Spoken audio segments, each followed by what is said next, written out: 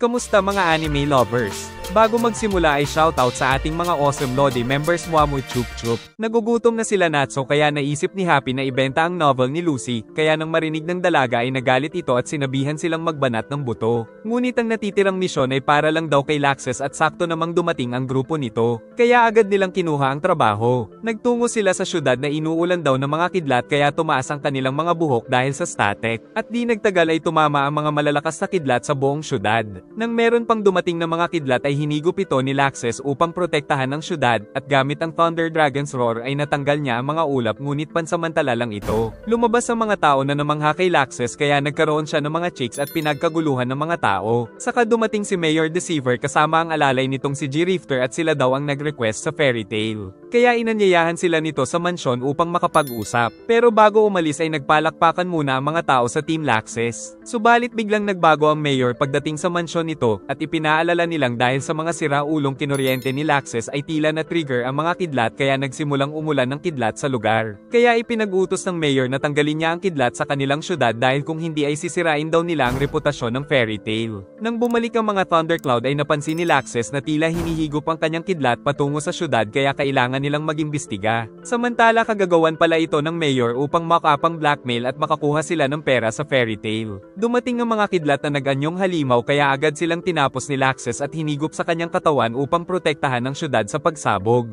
Ngunit dahil marami pa ay umatake na rin ang mga kasama upang tulungan ang leader nila. Nang mapansin nilang nanggagaling ito sa ilalim at nanghihina na rin si Laxes dahil sa electric charge na namuo sa katawan, agad silang nagtungo sa ilalim upang hanapin ang source nang makita nila ang malaking lightning ball na nagmula kay Laxes. Upang mailigtas ang syudad sa pagsabog nito ay kinailangan itong higupin at wasakin ni Laxes kahit na malapit na siya sa limitasyon subalit sumabog pa rin ito. Kaya naglaho na rin ang mga kalaban nila Evergreen at Big Slope, at naprotektahan din pala ni Fred ang lugar dahil sa kanyang barrier. Tapos nakuha nila ang isang lakrima kaya naisip na sinadya ito ng mayor. Dahil dito ay nakaramdam ng mga pagyanig ang mayor hanggang sa winasak ni Laxes ang mansyon nito gamit ang napakalakas na kidlat. Saka inihagis sa mayor ang lakrima at tinakot sila ng malalakas na kidlat. Muntik na ring tamaan ang apo nito ngunit iniligtas pa rin sila ni Laxes. At sinabi ng binata na protektahan na lang nito ang mamamayan gaya ng pagprotekta niya sa kanyang apo. Subalit kinabukasan ay ang Blue Pegasus naman ang target ng lokoong mayor dahil walang pinagkatandaan ng dalawang asshole. Nasa hot spring ang mga dalaga upang makarecover sa mga injury. At sa kabilang room ay nandoon din ang ilan sa kalalakihan para mag-relax. Pag-uwi ay nadatna ni Lucy sila Wendy at Erza sa kanyang apartment dahil hinahanap nila sila Natso na 3 araw na ay hindi pa nakakauwi kaya nagpasya silang hanapin ang mga ito. Nakita nila ang isang malaking halimaw na tinalo nila Natso. Saka nakita nila si Happy na humihingi ng tulong dahil nasa panganib daw sila Natso at Gray. Ngunit nag-aaway lang pala ang dalawa ng walang tigil sa loob ng 3 araw. At nang lumapit si Erza ay tinamaan nila ito na ikinatakot nila. Kaya naman tinuruan sila nito ng leksyon. Kalaunan pag-uwi ay magkagalit pa rin ang dalawa kaya desmayado sa kanila ang master. Nang dumating ang isang emergency request para kina Natso at Gray ngunit ayaw na ng dalawang makatrabaho ang isa't isa. Kinabahan naman ng master dahil ang kliyente ay si Warrod Sequin na isang rank 4 wizard saint at isa rin sa 4 emperors of Ishgar. Dahil hindi magkasundo ang dalawa ay sinamahan sila ng mga kaibigan sa misyon na ito. At maisip pa lang nila na isa sa 4 emperors ang pupuntahan nila ay kinakabahan na si Lucy. Kalaunan ay nakita nila ang isang bahay sa ibabaw ng burol kung nasaan si Warrod. At pagpasok ay nakita nila ang isang lalaking plantito na sinabing ayaw ng mga halaman ng may ingay. Ngunit nagbibiro lang pala ito at biglang sumibol ang mga bulaklak. Pagkatapos ng mga corning joke nito ay nagpakilala siyang si Warrod Sequin. Nalaman nilang dating member din ng isang guild si Warrod at ang kanyang filosofiya ay ang pagpapalago ng halaman sa mga disyerto gamit ang kanyang mahika. At sa kanyang paglalakbay ay nahanap niya ang kakaibang Sun Village na sinasamba ang Eternal Flame bilang isang Diyos ngunit isang araw ay bigla na lang itong nagyelo. Ngunit buhay pa naman ang mga tao doon kaya nais nitong iligtas nila ang mga ito. Nagtaka si Erza kung bakit kailangan pa nito ng tulong. Giit ni Warrod na may mga limitasyon din ng mga wizard saint at siya ay wala pang masyadong alam na attack spell. Kaya nagpa siya na ang ating mga bida na gawin ang misyon ngunit 2,000 kilometro ang layo ng Sun Village kaya tinulungan sila ni Warrod sa pamamagitan ng green magic nito upang dalhin sila sa destinasyon. Dito ay naalala ni Warrod ang kanyang kabataan kung saan kasama pa niya ang mga malalakas na wizard na sila Yuri Dreyar at Prek. Kagad silang nakarating sa daan papasok ng Sun Village. At pagpasok nila sa nagyelong bayan ay nakita ang mga malalaking tao na nabalot balot din ng yelo. Kaya naisip ni Gray kung isang ice wizard ba ang gumawa nito sa pamamagitan ng pag-alay ng sariling buhay tulad ng ginawa ni Ol. Sinubukan itong tunawin ni Natsu hanggang sa mapagod siya. At maging si Gray ay ngayon lang nakita ang ganitong uri ng yelo. Saka dumating ang treasure hunter guild na Sylph Labyrinth. At inakala ng mga ito na ang pakay nila ay ang Eternal Flame. Giit ni Happy na nais lang nilang tulungan ng mga villagers kaya nagalit ang mga treasure hunter dahil ang mga giant pala ang nagbabantay sa nasabing S-class treasure.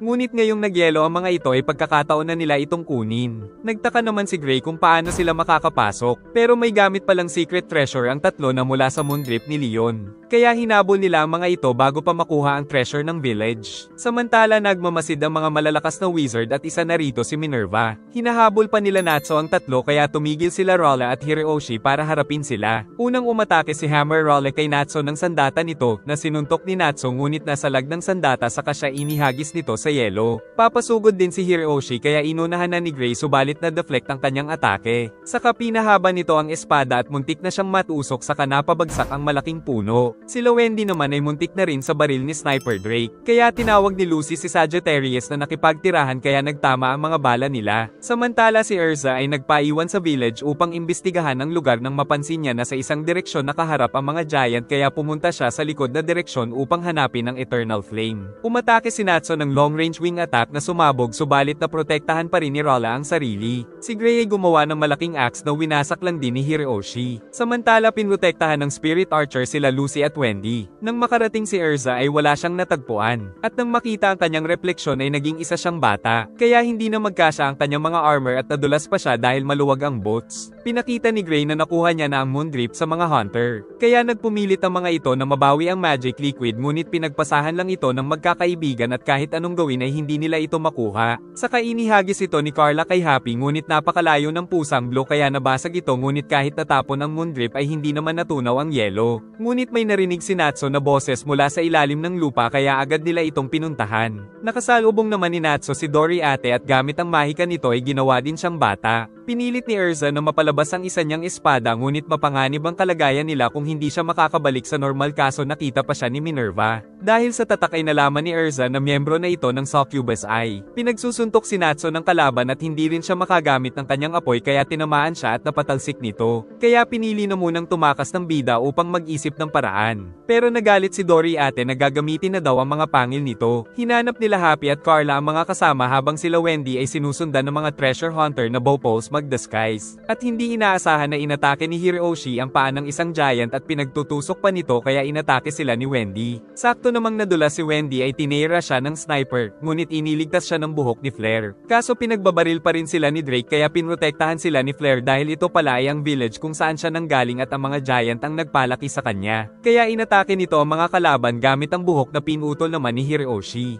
At tinawag naman ni Lucy si Cancer at ginawang healthy ang buhok nito kaya muling nagamit patungo kay Hiroshi. Pinigilan naman ni Wendy ang atake ni Rolla at napatalsik pa ito. Pinagtitira ni Drake si Lucy at tinawag nito si Sagittarius na nakipaglaban ng mga palaso laban sa mga bala. Saka tinawag din niya si Virgo upang puntahan ng sniper ngunit hindi niya mahukay ang yelo tapos tinamaan pa si Sagittarius. Muling umatake si Flare na pinagpuputol na naman ni Hiroshi. Ngunit ang mga buhok nito ay nasunog dahil nanggaling daw ito sa Eternal Flame. At si Rolla naman ay sinipa sa mukha ni Wendy, subalit nahuli siya ng malaking kamay nito. Muntik na si Lucy at ang buhok ni Flare ay itinali ni Hiroshi sa puno. Ngunit natawa lang si Lucy saka kinambyutan na lang sila ni Virgo. Saka pinalakas ni Wendy ang sarili gamit ang magic nito at si Flare ay napapahaba pa rin ng buhok kahit itinali. Inihagis ni Loki si Drake sa ere at si Wendy ay inatake na rin si Rolla. Si Flare naman ay pinagsasampal si Hiroshi saka sinipan nila ang tatlo at napatalsik ng napakalayo. Habang naghahanap ay may napansin si Carla kaya agad silang nagtago sa puno at nakita ang isang one-eyed na halimaw. Dahil sa nangyari sa labanan sa Grand Magic Games ay mainit ang dugo ni Minerva kay Titania kaya inatake niya ito kahit isa lang bata sa ngayon si Erza. Kwento ni Flare na napakabait sa kanya ng mga giant sa Sun Village pero dahil siya lang ang naiiba ay umalis pa rin siya at napilitang sumali sa Raventail upang kumita. Subalit ngayon ay napakalungkot niya dahil ganito ang nangyari sa mga giant. Kaya agad na silang kumilos para hanapin ang Eternal Flame samantala samantala hindi makaalis sila Happy dahil nagbabantay ang Cyclops monster. Si Natsu ay naghahanap ng paraan upang makabalik sa dati ang katawan. Samantala patuloy na kinawawa ni Minerva ang batang Erza dahil sa kanyang sinapit sa Grand Magic Games. Nakita ni Gray si Doriate at sa isang iglap ay naging bata siya at naalala ni Gray ang Deliora kaya habang papalapit ang kalaban ay nasiraan siya ng ulo. Subalit walang patawad si Doriate pero nakagamit pa rin ng Ice Magic si Gray. Nalaman pa niyang si Doriate ang gumawa nito sa mga giant kaya ipapakita daw niya ang tunay na Ice Magic. Napag-alaman na gumawa pala si Gray ng yelo na ngayon ay tinutungtungan ni Doriate kaya nahulog ito sa ibaba. Ngunit muli itong umakyat sa itaas pero natrap na naman siya ng yelo ni Gray at nahulog sa matitinik na halaman. Saka gumawa siya ng hammer pero napakaliit kaya inilagay na lang ito ni Gray sa kanyang ulo dahil sigurado siyang hindi ito ang nagpayelo sa buong lugar. Tatapusin na ni Minerva si Erza ngunit nagbalik ito sa dating anyo at nagawa niyang makalaban. Kaya naisip ni Minerva na natalo si Doriate. Giit nitong ayusin muna ni Erza ang kanyang damit pero nakapanso na lang pala siya dahil kinuha ni Titania ang kanyang palda. Nakabalik na rin sa normal sila Natsu at Gray. Tuluyang naging wild si Doriate dahil nawasak ang spell nito subalit napakalakas pa rin ang suntok at tuluyan itong naging demonyo na isa sa mga likha ni Ziref. At nang sumigaw ito ay yumanig ang paligid at naging mga bata na naman sila ngunit nadamay din si Minerva.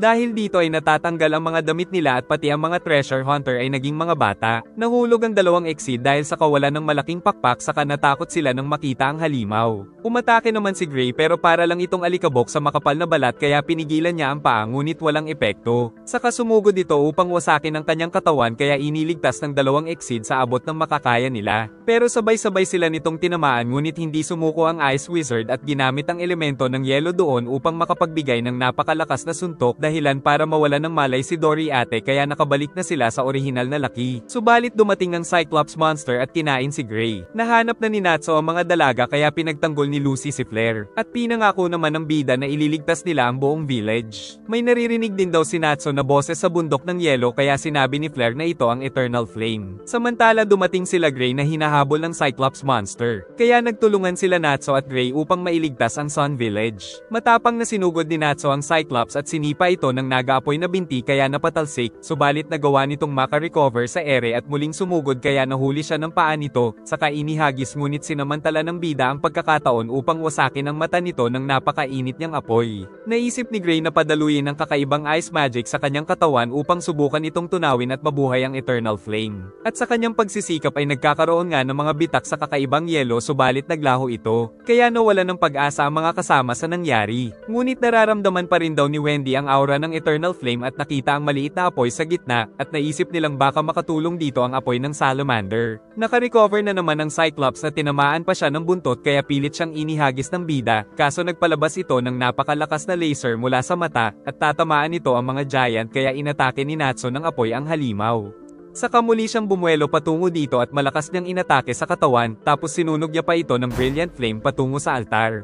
At di pa nakontento dahil pinagpupulbos ito ng Salamander ng napakatinding firepower hanggang sa gumamit siya ng Dragon Slayer secret art na siyang tuluyang tumapos sa halimaw. Dahil sa mga apoy ni Natsu ay muling nabuhay ang Eternal Flame. Ngunit nagtungo pa si Natsu sa altar at alamang ang Eternal Flame ay walang iba kundi ang Atlas Dragon. Ngunit matagal na pala itong patay at ginagamit lang ni Wendy ang Milky Way spell upang makausap nila ang kaluluwa nito. At ang naaalala lang daw ni Atlas Flame ay isang malakas na Devil Slayer ang ginawa silang yelo dahil pinagkamalan daw siyang isang demonyo. Kaya napaisip si Gray kung sino ang Ice Devil Slayer na ito. Nakiusap si Flare na tulungan nito ang buong village na makabalik sa dati kaya nagbalik na rin ang alaala ng dragon. Kaya nagliwanag ito ng napakatindi at naalala ang pinakamalakas na demon ni Ziref na hindi nagawang matalo ni Ignil noon, kasabay ng pagbabalik ng Sun Village sa normal dahil sa kapangyarihan ni Atlas. Nagtaka ang isang giant kung bakit may mga tao doon. Samantala balak ng umiska po ni Minerva ngunit nag-alala pa rin si Erza sa kanya. Ngunit sinabi pa nitong siya ang magiging reyna ng kadiliman. Naiyak na lang si Flare dahil muling nagliwanag ang Eternal Flame na matagal na nangalaga sa kanilang bayan. At naramdaman ni Wendy na tuluyan ng naglaho ang kaluluwa ni Atlas pero nanatili naman ang apoy nito upang protektahan ang Sun Village. Samantala dumalaw sa isang puntod ang isang lalaki ngunit sinabi ng tauhan na kailangan na nilang magtungo sa headquarters. Dahil si Silver pala ay isang Ice Devil Slayer ng Tartaros Dark Guild at siya ring may kagagawa ng nangyari sa Sun Village. Agad na nakasundo ng mga salamangkero ng Fairy Tail ang mga giant. Giant. Wala rin daw maalala ang mga ito tungkol sa gumawa nito sa kanila. Ngunit nais ni Gray na malaman kung sino at ano ang tunay na motibo ng suspect pero kinabahan si Lucy nang malaman na sangkot ang Tartaros. Nagtatago naman si Flair ngunit matagal na pala siyang nais makita ng mga Giant at natatakot siya dahil naglayas lang siya sa mga ito. Subalit handa siyang tanggapin ng mga Giant ang buong pagmamahal na labis na ikinatuwa ng dalaga. Kaya buong gabi ay nagkaroon sila ng kasiyahan. Samantala sa Succubus ay Guildhall ay nakita ni Minerva na winasak ang kanilang base. At nakita niya ang mga anino ng mga kasamahan saka sinabi ni Kyoka na isa sa 9 Demon Gates of Tartaros na hindi daw kasi nila kinaya ang ginawa niyang enhancement sa kanilang mga katawan. Inakala ni Minerva na ito ay parusa dahil nabigo sila sa misyon sa Giant Village. Pero ginagawa daw ito ni Kyoka bilang paghahanda sa darating na malaking digmaan kaya kailangan nila ng malalakas na kasapi. Kaya pati si Minerva ay ginamitan ito ng magic enhancement kung kakayanin ba ito ng kanyang katawan. Nagsimula na rin sa paglalakbay ang grupo upang makauwi mula sa napakalayong Sun Village. Pagdating nila kay Warrod ay natuwa ito sa kanilang accomplishment. Kaya nagbigay ito ng reward na isang patatas mula sa kanyang mga pananim. Pero isa lang palang joke dahil binili niya daw ang patatas sa kalapit bayan. Pagkatapos ay muli silang nag-relax sa hot spring para maibsan ang mga nararamdaman sa katawan. Samantala sila Natsu ay nagsimula ng magluto. Nang dumating ang mga dalaga ay nagbigay naman si Warrod ng masarap na tsaa na meron daw pampalakas ng katawan. Pero pag inom nila ay napakapait pala nito. Saka pinakita ni Warrod na kasama siya sa nagtatag ng fairy tale na ikinagulat ng ating mga bida.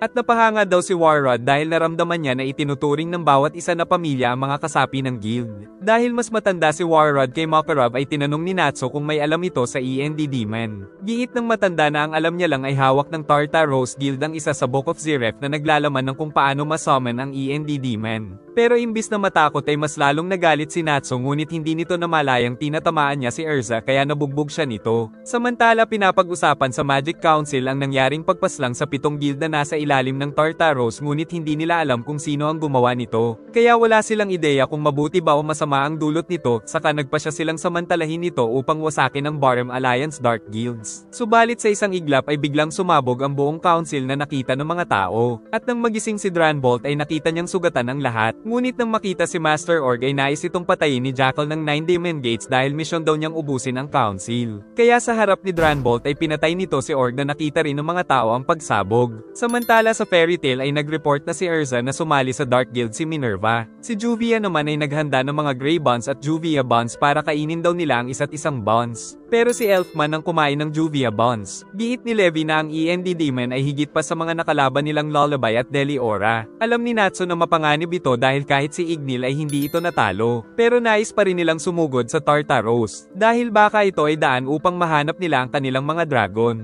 Samantala nagtungo si Dranbolt upang magtanong ng nalalaman ni Eric sa Tartaros pero ayaw nitong magsalita hanggat hindi nito pinapakawalan ng buong orasyon says. Kaya pinagbantaan nito ni Dranbolt pero hindi natatakot mamatay ang lalaki. Nagkita na rin ang mga kasapi ng 9 Demon Gates. At nalaman nilang kumilos na pala sila Jackal at Tempester. Saka naghanda silang maghasik ng lagim sa mundo. Giit ni Eric na mga demonyo ang 9 Demon Gates na nagmula lahat sa Book of Zeref at ang master nila ay si END. Ipinakita ang 7 pang sa kasapi ng 9 Demon Gates na sila Franmouth, Torefuzar, Dojigiri Easel, Sayla, Kyoka, Kiz, at Silver. Nag-alala naman si Yajima nang malaman na ang sandigan ng lahat ng mga wizard sa Fury ay pinasabog lang ng Tartaros kaya naisip niyang mapanganib ang mga susunod na mangyayari. Kalaunan ay dumating ang isang lalaki na may kakaibang aura at sa isang salita nito ay pinaikot niya ang buong resto ni Yajima. At target din nito ang matanda kaya pinrotektahan ng dalawa pero itinulak lang sila nito saka sinunog si Mr. Yajima. Umatake naman si Evergreen subalit sa isang salita ay pinaikot lang din siya nito at kaagad na natalo. Giit nitong kilala daw siya sa pangalang Disaster saka sinakal ang matanda upang patayin ngunit dumating ang kidlat upang pigilan ito saka kinuryente ito ng napakalakas ni Laxes. Pinakita ng kalaban ng kakaibang itsura nito at ipinakilalang siya si Tempester ng 9 Demon Gates. Na di nagatubiling sumugod kay Laxes ngunit nakailag ito at dahil sa bilis ay siya pa ang nasipa ng Thunder Dragon Slayer. At sa isang iglap ay muli siyang napinsala nito ng napakalakas gamit ang mapaminsala nitong kidlat kaya bagsak kagad ang isa sa kinatatakutang 9 Demon Gates. Ngunit dahil sa mga pinsala ay kailangan nila itong ikulong at tanungin ng mga impormasyon. Subalit biglang nagpakamatay si Tempester gamit ang sariling magic at nagkaroon ng Bane Particle sa paligid na kapag nalanghap mo ay mapipinsala ang iyong katawan kaya bagsak ang mga kasama ni Laxes. Ngunit sa halip ay hinigop pa ito ng Dragon Slayer upang mailigtas ang mga kaibigan pero siya ang nagtamo ng malubhang pinsala. Kalaunan ay labis ang pag-aalala ni Makarov sa team nila Laxes ngunit nagawa na daw ni Palochka ang makakaya nito. Giit ni Fried na niligtas ni Laxes ang syudad dahil hinigop pa nito ang Black Mist. Ngunit may mga natira pa rin sa ere kaya nalagay sa panganib ang mga tao. Pero hindi sinabi ni Makarov ang katotohanan na balewala ang ginawa ni Laxes. At sa sobrang galit ay nais ng digmaan ni Natsu. Samantala nagsimula nang mag-recover ang katawan ni Tempester. At kasabay nito sa Magic Capsule ang bagong tinuturing na anak ni Kyoka na si Minerva dahil kinaya ng katawan nito ang enhancement na kanyang ginawa. Giit ni Franmalt na hindi libre ang recovery ni Tempester kaya wag na ito muling magpakamatay. Giit ni Tempester na kasalanan ito ng fairy tale at nang marinig ito ni Minerva ay nagsimula siyang magwala. Pinipigilan ng mga kasama si Natsu na magtungong mag-isa sa Tartaros. Naisip nilang target ng mga ito ang dating miyembro ng council kaya alam na nila kung saan mag-aabang. Pero wala palang nakakaalam ng tirahan ng mga ito para sa kanilang kaligtasan. Giit ni Loki na alam niya ang tirahan ng ilan sa dating council members dahil sa mga babae. Kaya gagawa sila ng mga team upang magtungo sa tirahan ng mga ito upang protektahan sila sa Tartaros. Bilin din ni Palochka na kapag nakita nila si Tempester ay subukan nilang kumuha ng dugo nito upang makagawa siya ng vaccine na pangontra sa Bane Particles. At kalaunan habang kaharap ng Master ang kanyang mga anak ay sinabi nitong pagsisisihan ng Tartaros na kinalaban nila ang fairy tale. Ang isa sa former council member na si Michelo ay pinuntahan nila Lucy upang bantayan ito. Pero hindi komportable ang matanda dahil iniisip nitong gagawin lang siyang paain upang mahanap nila ang Tartaros. Saka dumating ang apo nitong si Michela na naisip ni Wendy na ito ang naging nobya ni Loki. Nang bigla silang padapain ni Natsu dahil sa kanyang naamoy. Saka biglang sumabog ang buong bahay nito, subalit hindi sila nasaktan dahil kinain ni Natsu ang pagsabog. At nagpakita ang may gawa nito na si Jackal kaya magkakaharap sila ng ating bida. Nag-enjoy ka ba? Mag-like and subscribe at pindutin ang bell para updated ka sa susunod na upload. Sana ay nagustuhan nyo at mag-like and subscribe ka na rin para muha-muha chup-chup.